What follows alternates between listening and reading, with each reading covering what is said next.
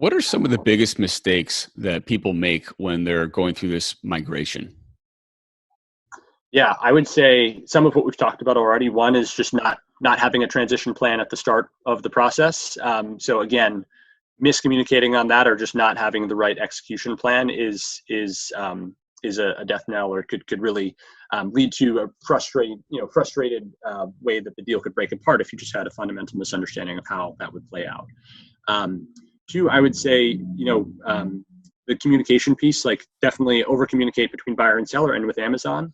um, Three, I would say, is uh, honestly biting off more than you can chew. So if you have never done this before, and the third party, the seller that you're working with or the buyer that you're working with has never done this before, that's a recipe for disaster. So typically, if you're working with a broker, they'll be able to guide you through that process, as I'm sure you have and can. Sometimes a buyer and seller may work together, and if one of them has done it before and can guide you through, and you've got a trusting relationship, that can work.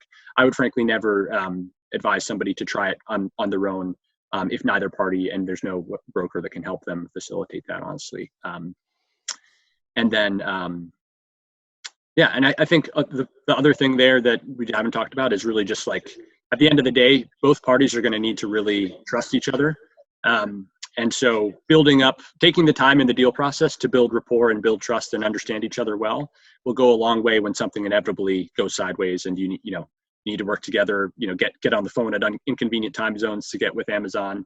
I think neglecting the relationship building along the process, because you will need to trust each other and work with each other as partners throughout this process for probably a little bit longer than you'd like to. Be sure to subscribe and hit the bell for notifications about new videos and interviews. And introduce yourself in the comments. Are you a buyer or a seller?